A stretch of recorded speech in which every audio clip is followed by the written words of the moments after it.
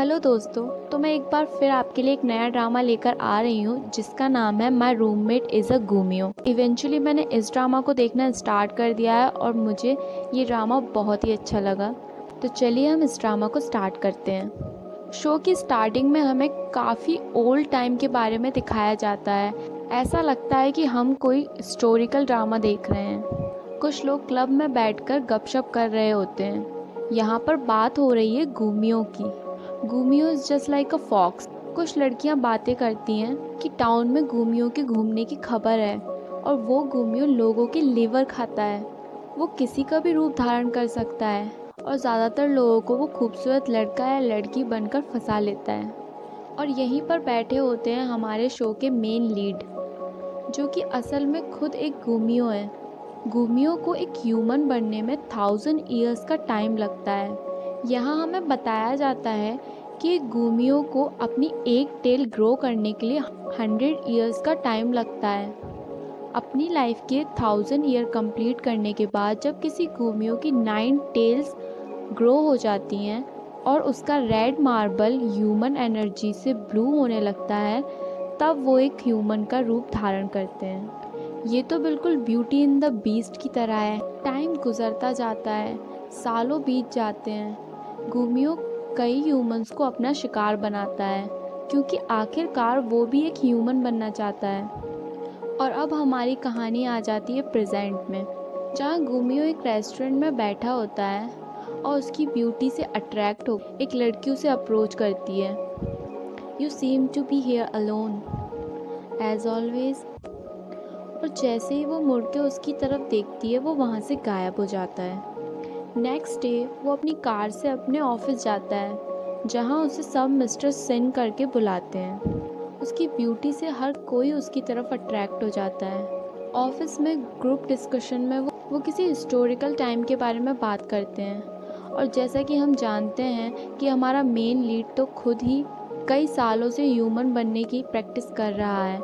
उसे हिस्ट्री के बारे में काफ़ी कुछ पता है। उसका आंसर सुनकर सारी लड़कियां एक बार फिर उस पर लट्टू हो जाती हैं। मीटिंग ख़त्म हो जाती है और मीटिंग ख़त्म होने के बाद एक लड़की मिस्टर सिन से साथ डिनर करने की बात कहती है। वो कहते हैं कभी और करेंगे, पर ये आंसर वो लड़की कई बार सुन चुकी है और वो फ्रस्ट्रेटेड हो जाती है। पर वो लड़की हार नहीं मानती। वो एक बार फिर मिस्टर सिन के पास आती है और उससे लिफ्ट मांगती है। वो साफ इनकार कर देते हैं। वो फिर भी नहीं मानती। वो कहती है, I mean, do I make you feel uncomfortable? कितना टाइम हो गया है हमें साथ काम करते हुए। Why want you let anyone get involve in your life? You don't make friend और girl friend. Do you have bad history of dating? या फिर कोई ऐसा है जिसे आप अभी तक भूल नहीं पाए हो? और मिस्टर सिन अपनी यादों में खो जाते हैं, जहाँ एक लड़की को दिखाया जाता है जिसकी आंखों में आंसू होते हैं। बट ये कोई हिस्टोरिकल एरा नहीं है। वो दोनों तो फ्रेंड हैं जिन्होंने ये ड्रेस रेंट पर ली है। दोनों में से एक गर्ल कहती है, चलो हमें होमवर्क भी करना है, ऐसे बिहेव मत करो जैसे तुम कोई रानी हो। वहाँ से कॉस्ट्यूम वाला आवाज़ लगाता है, चलो बस हो गया तुम्हारा टाइम। तीनों दोस्तों को एक रेस्टोरेंट में दिखाया जाता है। ऐसा लगता है जैसे उस बॉय का अभी अभी ब्रेकअप हुआ है। दोनों फ्रेंड उसे समझा रहे होते हैं और वो लड़का था कि बस रोए ही जा रहा था। वो ड्रिंक करके कुछ ज़्यादा ही नाटक करने लगता है। उसकी फ्रेंड को जाना होता है। वो बोलती है, तुम इसे संभाल लोगी ना? वो कहती है, हाँ। आगे हमें दिखाया जाता है कि वो उसे अपनी बैग पर रखकर घिसटते हुए ले जा रही होती है। हालांकि वो उसे उठा नहीं पा रही होती है। और ये क्या, रास्ते में ही दोनों गिर जाते हैं। और एकदम से वो बॉय उठता है और बहुत फास्ट भागने लगता है। वो लड़की भी उसकी तरफ भागती है और वो क्या देखती है कि वो एक कार पे जाके लेट जाता है और कहता है, ओ माय बेब। जब वो उस कार की तरफ देखती है तो वो देखती है ये तो फरारी है और शायद उसने उस कार पर वॉमिटिंग भी कर दी है। सामने खड़े एक आदमी से वो पूछती है, by any chance is this your car? वो तो उसे देखकर पागल ही हो जाती है और कहती है, ये कोई ह्यूमन है या कोई साइन बोर्ड? और अपने दिमाग को ठिकाने पर लाती है और उसे सॉरी कहती है। वो फटाफट से जाकर अपने दोस्त को उसकी कार से हटाती है। वो अभी भी शराब के नशे में बड़बड़ाता रहता है। वो उसे कहती है, आप एक काम करो, आप मेरा नंबर ले लो, आपका जितना भी खर्चा हुआ है हम उसको पे कर देंगे, ओके। वो उससे पूछता है, आर यू अ स्टूडेंट? वो कहती है, yes I am in college. वो कहता है, it's okay then, it's not badly damaged. वो अपने दोस्त को लेकर वहाँ से निकल ही रही होती है कि उसका पैर फंस जाता है, वो गिरने ही वाली होती है। मिस्टर सिन उसे पकड़ लेते हैं। उसका हाथ मिस्टर सिन के चेस्ट पर लगता है, जिससे उनका रेड मार्बल अपने आप उनके मुंह से निकल जाता है और उस लड़की के मुंह में चला जाता है। वो वहीं बेहोश हो जाती है और मिस्टर सिन घबरा जाते हैं। नेक्स्ट डे जब उस लड़की की आँख खुलती है तो वो देखती है कि वो किसी और के घर में है। जैसे ही वो पलट कर देखती है तो उसे वही हैंडसम सा लड़का फिर से दिखाई देता है। वो उससे पूछती है, अरे तुम तो वही हो ना जो कल हमें मिले थे? वो कहता है, I am glad you remember. वो पूछती है, वैसे मैं हूँ कहाँ? वो कहता है, ये मेरा घर है। वो उसे बताता है कि मुझे तुमसे कुछ वापस लेना है। वो कहती है, मुझसे क्या लेना है? वो उसे सब कुछ सच सच बता देता है। A very important marble I carried with me for nearly thousands year to become a human, इंसान बनने के लिए। What do you mean?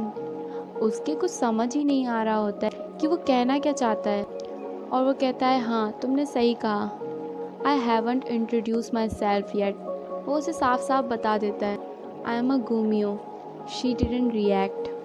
उसके तो कुछ समझ ही नहीं आता। वो वहाँ से भागने की कोशिश करती है क्योंकि उसे लगता है ये कोई साइको है। वो समझ जाता है कि ये मेरी बातों पर विश्वास नहीं कर रही है।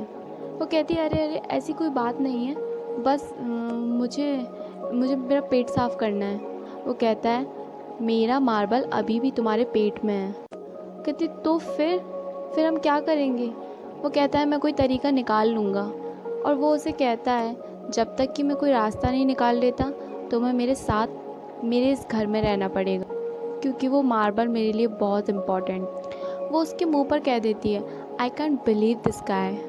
मुझे माफ़ कर देना कल के लिए तुम्हारी कार का जो भी नुकसान हुआ है, but you are a gumiho, stop talking nonsense. और फिर क्या, वो उसे अपना गुमियो वाला रूप दिखा देता है, काफ़ी बड़ी वाइट फॉक्स, जिसे देखकर वो पागल हो जाती है और वहीं बेहोश होकर गिर जाती है। होश में आने के बाद उसे देखकर वो फिर से शॉक्ड हो जाती है। वो उसके लिए चाय बनाता है और वो वहाँ से निकलने में कामयाब हो जाती है। वो बस स्टॉप से सीधे अपने घर की ओर जाती है। उसे पता नहीं क्यों ऐसा लग रहा होता है कि कोई उसका पीछा कर रहा है और वो अपने घर की तरफ भागने लग जाती है। जैसे ही वो अपने घर में पहुँचती है, वो चैन की सांस लेती है, पर कुछ ही देर में उसका दरवाज़ा कोई ज़ोर ज़ोर से खटखटाता है। उसे लगता है कि कहीं ये वही गुमियो तो नहीं, और वो वहीं अपनी मॉम को याद करते हुए रोने लग जाती है। बाहर से आवाज़ आती है, डैम ओपन द डोर। तब उसे मालूम पड़ता है कि ये तो उसका भाई है और वो जाके जल्दी से दरवाज़ा खोलती है। उसका भाई उसे टायर्ड देख के पूछता है, अच्छा तुम्हें भूख लगी होगी है ना, इसीलिए तुम्हारी शक्ल ऐसी नज़र आ रही है। अब डैम तो उसे कहीं अकेला ही नहीं छोड़ती, क्योंकि वो काफ़ी डरी हुई होती है। वो अपने मन ही मन में बातें करती है, अरे यार क्या सच में वो एक गुमियो है? क्या मैं अपने भाई को बता दूँ? पर क्या होगा अगर वो भी डेंजर में आ गया तो? खाना खाने के बाद जब दोनों सो जाते हैं तो डैम एक बार फिर से अपने भाई के कमरे में आ जाती है। वो उसे इस तरह से घूरती है कि वो उसे देखकर डर ही जाता है। वो अपने भाई को सब कुछ सच सच बता देती है कि मैं एक असली के गुमियो से मिली। उसका भाई सोचता है ये पागल हो गई है और वो उसे अपने कमरे से जाने को कहता है। Live your life on your own. आज ये कोट डैम की लाइफ को पूरी तरह से जस्टिफाई कर रहा था, क्योंकि उसे अपनी प्रॉब्लम का हल खुद ही निकालना था। नेक्स्ट डे अपने कॉलेज जाते हुए डैम सोचती है, सब कुछ कितना अच्छा है, but actually I met a gumiho. शायद ये एक सपना हो। बस में बैठा एक लड़का जैसे ही उसे टच करता है, वैसे ही उसके पेट में दर्द होना चालू हो जाता है। उस लड़के को लगता है कि शायद उसे रेस्ट रूम जाना है। वो बस वाले से कह के गाड़ी को रुकवा देता है। डैन बस से उतर जाती है और जैसे तैसे डैम अपने कॉलेज पहुंच जाती है। उसकी फ्रेंड कहती है तुम्हें डॉक्टर से मिलना चाहिए। वो मन ही मन सोचती है कि मैंने ऐसा कुछ स्पेशल तो नहीं खाया जिससे मेरे पेट में दर्द हो। तभी उसे याद आता है कि उस कार ओनर का मार्बल उसके पेट में है। पीछे से कोई बॉय आकर उसको पकड़ता है और डैम पूरी तरह से फेंट हो जाती है और वहीं गिर जाती है। वो लड़का और उसकी फ्रेंड दोनों उसे संभालते हैं। यहाँ मिस्टर सिन को भी एहसास हो जाता है कि वो लड़की जिसके पास उसका मार्बल है वो सेफ नहीं है। यहाँ मिस्टर सिन के पास किसी का कॉल आता है और दूसरे ही पल में दिखाया जाता है कि एक गर्ल और एक आदमी के बीच पुलिस स्टेशन में फ़ाइट हो रही है। ऐसा लगता है कि उस गर्ल ने उसके ऊपर कुछ चार्जेस लगाए हैं। वहाँ पर मिस्टर सिन भी आ जाते हैं। दोनों बाहर निकलकर बातें करते हैं। वो उससे हेल्प मांगती है और कहती है तुम इन दोनों की मेमोरी को इरेज कर दो। वो कहता है तुम भी तो ये कर सकती हो ना। I can't use magic any more. तुमने सही अंदाज़ा लगाया। I have become a human. वो उसे ट्रीट के तौर पर एक मील खिलाना चाहती है और उसे कहती है अरे मैं तो भूल ही गई थी। दोनों काफ़ी टाइम बाद मिले होते हैं, इसलिए दोनों बैठकर बातें करते हैं। हालांकि मिस्टर सिन कुछ ज़्यादा इंटरेस्टेड नहीं दिखाई देते। दोनों अपने पास्ट को याद करते हैं। दोनों पास्ट में भी एक दूसरे से मिल चुके हैं। तभी मिस्टर सिन कहते हैं कि अब मुझे जाना होगा, मुझे कुछ काम है। और जैसे ही वो अपने घर की तरफ पहुंचते हैं, सामने से डैम आ रही होती है। डैम उससे पूछती है क्या इस मार्बल की वजह से मेरे पेट में दर्द है। मिस्टर सिन उसे बताते हैं it's because you meet a man who born in the year of tiger, जिसका मतलब है सिंह राशि के लड़के जब भी डैम के पास आएंगे या उसे टच करेंगे तो उसे पेट में दर्द होना चालू हो जाएगा। क्योंकि जैसा कि तुम जानती हो फॉक्स और लायन एक दूसरे के एनिमी हैं। डैम उससे पूछती है तो क्या तब तक मैं ऐसे ही बीमार रहूँगी। मिस्टर सिन उसके करीब आते हैं और उसके गालों पर हाथ रखते हैं जिससे उसका पेन कम हो जाता है। और वो क्या देखते हैं कि उनका रेड मार्बल ब्लू कलर का हो गया है। वो डैम को कहते हैं इसीलिए मैं कह रहा हूँ कि तुम मेरे साथ आकर रहो। डैम अपने घर जाकर अपना सामान पैक करती है और अपने भाई से ये झूठ कहती है कि मैं अपने दोस्त के घर रहने जा रही हूँ। डैम उसके घर जाते वक्त कुछ इलेक्ट्रिक वेपन खरीदती है अपनी सेफ्टी के लिए। यहाँ मिस्टर सिन भी यही सोचते हैं कि उनके मार्बल ने अब कलर चेंज कर लिया है। वो अपनी विंडो पर खड़े होते हैं जिसे देखकर डैम डर जाती है। अगले ही पल जैसे ही डैम आगे को कदम बढ़ाती है वो उसके सामने आ जाते हैं और डैम काफ़ी चौंक जाती है। वो कहते हैं चलो मैं तुम्हारे इन भारी बैग को उठाने में तुम्हारी मदद करता हूँ। मिस्टर सिन डैम को उसका कमरा दिखाते हैं। डैम कमरे में जा ही रही होती है कि वो उसे कहते हैं हमने अभी तक एक दूसरे को अपना नाम तक नहीं बताया है। वो डैम को अपना नाम बताते हैं। माई नेम इज़ सिन वो यू। वो बताती है my name is Lee Dam, may I call you Miss Dam from now. Dam काफ़ी घबराई हुई होती है। इसी घबराहट में उसके बैग में से उसका सारा सामान गिर जाता है जिसमें वुमेन सेफ्टी के काफ़ी सारे सामान होते हैं। मिस्टर सिन पेपर स्प्रे को उठाते हैं। वो घबराहट में कह देती है अरे ये तो मेरी मॉम ने तुम्हारे लिए भेजा है। मेरी मॉम ने मुझे सिखाया है कि किसी के घर जाओ तो उसके लिए कोई गिफ्ट ले जाना चाहिए, इसीलिए मैं तुम्हारे लिए लेके आई हूँ। और वो इलेक्ट्रिक शॉकर भी वो उसे दे देती है और कहती है इट्स अ प्रेजेंट और स्माइल करती है। मिस्टर सिन का चेहरा तो देखने लायक हो जाता है। डैम मन ही मन कहती है मेरे सेफ्टी का सारा सामान तो उसके पास है, अब मुझे स्ट्रॉन्ग रहना पड़ेगा। तभी उसे किसी चीज़ की आवाज़ आती है। वो उठकर देखती है, सामने बड़ा सा छुरा लेकर मिस्टर सिन खड़े होते हैं। वो घबराकर भागती है। किचन में फ्रिज से खून निकल रहा होता है। वो काफ़ी डर जाती है।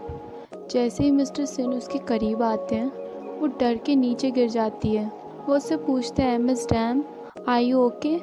मैं तो पेड़ों की ट्रिमिंग कर रहा था। वो पूछती है इतनी रात में कौन करता है। मिस्टर सिन फ्रिज में से एक थैली निकालते हैं जिसमें ब्लड होता है। डैम कहती है ये क्या है, कहीं ये लीवर तो नहीं। वो कहता है नहीं, ये ऑक्स का ब्लड है, it's one of my favourite food. वो कहते हैं आगे से मैं इसे फ्रेश ही खा लूँगा, तुम इससे डर जाती हो ना इसलिए। नेक्स्ट डे जब डैम फैल कर सो रही होती है तो मिस्टर सिन उसे आवाज़ लगाते हैं। सुबह सुबह मिस्टर सिन को चाय बनाता देख तो डैम उन्हें देखती ही रह जाती है और फिर मन ही मन कहती है ये घूमियों की ट्रिक होती हैं, इसी तरह से वो लोगों को फंसाते हैं। ये गुड लुकिंग मैन के पीछे छुपा हुआ एक भेड़िया है। वो उसे फ्रिज खोल के दिखाता है जिसमें वो उसके पसंद की सारी चीज़ों को फिल कर देता है और उसे ये भी कहता है कि आज से तुम्हारी ट्यूशन फ़ीस मैं ही पे करूँगा। डैम कहती है ऐसा करने की कोई ज़रूरत नहीं है, मुझे ऐसा लगता है कि तुम यहाँ पर खुश नहीं हो, तो तुम्हारी खुशी के लिए मैं इतना तो कर ही सकता हूँ फॉर द कंपनसेशन। और मिस्टर सिन डैम के अकाउंट में पैसे ट्रांसफ़र करा देते हैं। वो काफ़ी खुश हो जाती है, कहती है इतने पैसों में तो मेरे 2 सेमेस्टर और मेरे भाई की भी लेसन्स की फ़ीस जमा हो जाएगी। मिस्टर सिन उसे आवाज़ लगाते हैं। वो कहती है आप कहीं जा रहे हो? मिस्टर सिन कहते हैं हाँ, मुझे एक बुक इवेंट में जाना है, मैं कुछ दिनों के लिए सिंगापुर जा रहा हूँ। डैम खुश हो जाती है। मिस्टर सिन कहते हैं तुम्हें मेरे साथ बहुत अनकंफर्टेबल फील होता है ना? मिस्टर सिन एक दूसरा ही रूप धारण कर लेते हैं जिसे देखकर डैम काफ़ी डर जाती है। डैम उन्हें बाहर तक छोड़ने जाती है। कॉलेज में क्लास के बाद सारी लड़कियां डैम के पास आती हैं और उसे पार्टी में चलने को कहती हैं। काफ़ी कन्विंस करने पर डैम मान जाती है और नाइट में वो पहुंच जाते हैं क्लब में। डैम को एक लड़का टच कर लेता है, वो उसे चिल्लाती है। तभी डैम का फ़ोन नीचे गिर जाता है। एक आदमी उसे उठाता है और उसे टीज़ करने लग जाता है। जैसे ही वो डैम के शोल्डर पर हाथ रखता है वो फेंट होने लग जाती है। मिस्टर सिन को ये बात पता चल जाती है। वो मिस डैम को कॉल करता है पर फ़ोन उस आदमी के पास होता है। डैम के पास इतनी एनर्जी भी नहीं होती कि वो उस आदमी को रोक सके। वो आदमी उसे कहीं ले जा रहा होता है। तभी सामने से मिस्टर सिन आ जाते हैं और वो डैम को वहाँ से ले जा रहे होते हैं। तभी वो आदमी कहता है तुम कौन हो? वो कहते हैं मैं डैम का दोस्त हूँ। और वो अपने फ़ोन से उसके फ़ोन पे कॉल करते हैं और वो आदमी समझ जाता है कि ये इसे जानता है। वो डैम का फ़ोन लेकर जा ही रहे होते हैं कि पीछे से वो आदमी फिर से आ जाता है। वो उसे अपने हाथ से धक्का देते हैं और जिससे वो काफ़ी दूर जाकर गिर जाता है और उसे काफ़ी चोट आ जाती है। डैम अब ठीक होती है पर वो बहुत ही एम्बैरेस होती है। मिस्टर सिन उसे चेयर अप करने के लिए उसका फेवरेट केक ऑर्डर करते हैं। वो इस सब के लिए मिस्टर सिन से माफ़ी मांगती है। वो कहते हैं इट्स ओके, मार्बल को कुछ नहीं हुआ है, तुम्हें मुझसे डरने की कोई बात नहीं है। जब तक तुम्हारे पास ये मार्बल है मैं तुम्हारा कुछ नहीं बिगाड़ सकता। So I need to protect you at all cost. तो क्या तुम मुझसे डरना कम कर सकती हो? It make me feel bad. Dam कहती है हाँ, अब मैं आपसे नहीं डरूँगी और ऐसी गलती भी दोबारा कभी रिपीट नहीं करूँगी। और डैम मिस्टर सिन से प्रॉमिस करती है। दोनों कैफ़े से बाहर निकलते हैं। डैम दूर खड़े होकर सोचती है मैं तो सोचती थी कि ये घूमियो कोस्ट की स्टोरी की तरह काफ़ी स्कैरी होते होंगे, पर ये तो बिल्कुल फेरी टेल की तरह स्वीट है। दोनों चलते हुए घर की तरफ जाते हैं। डैम पूछती है तुम्हारा मार्बल किस कलर का है? वो बताता है रेड। डैम पूछती है do you think you can take it out? Mister Shin कहते हैं आई विल ट्राई। डैम पूछती है वैसे ह्यूमन तुम्हारे मार्बल को कितने टाइम तक होल्ड कर सकते हैं? मिस्टर सिन बताते हैं 1 ईयर। अच्छा, तो क्या 1 साल बाद वो अपने आप निकल जाएगा? और अगर क्या हो कि अगर 1 साल बाद भी वो मार्बल अपने आप ना निकले तो? मिस्टर सिन कहते हैं यू विल डाई। और इसी के साथ ये एपिसोड यहीं पर ख़त्म हो जाता है।